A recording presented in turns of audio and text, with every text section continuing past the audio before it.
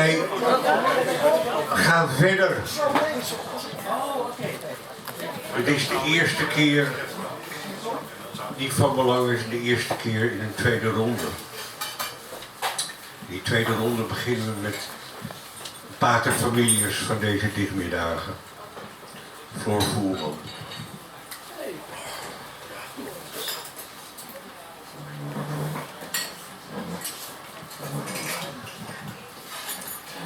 Ik kom niet meer zo vaak hier, maar ik merk tot mijn grote genoegen dat ik niet alleen oud word.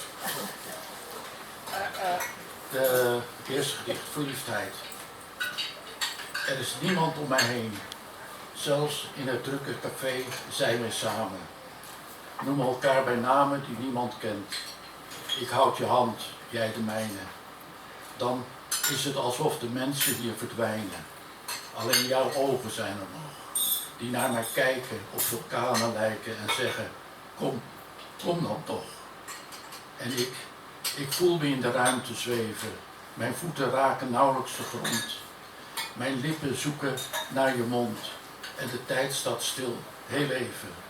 Tot de wereld weer gaat draaien en alles om me heen tot leven komt. Dat was verstomd. Dat ene ogenblik.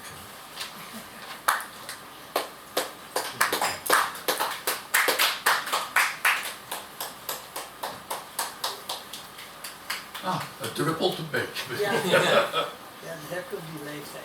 Ik zal het nog een keer proberen. Gelukkig zijn. Zij peilde een sinaasappel voor mij. En liefdevol voerde ze me pakjes.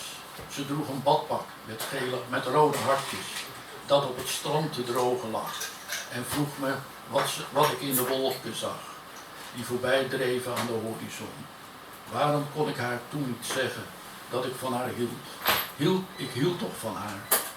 Of zag ik mezelf al over een paar jaar, als ze weer eens verschrikkelijk zeurde, dat er niets in het huishouden gebeurde, als ze het zelf niet deed en dat het haar speet dat ze met me was meegegaan. Was dat wat mij weer hield? Of bedroog ik alleen mezelf omdat de waarheid was dat ik nog nooit zo gelukkig was als die middag op het strand met haar? En als laatste kinderliedje. Naar bed, zei Duimelot. Eerst nog wat eten, zei Likkerpot. Maar waar zal ik het halen, vroeg Lange Jaap. In grootvaders kastje, zei Ringeling.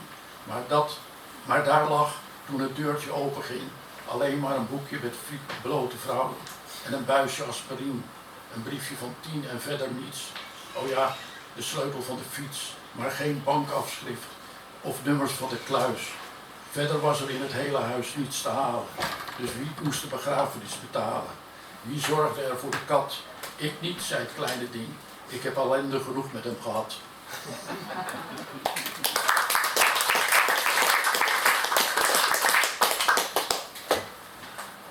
Floor Voerman.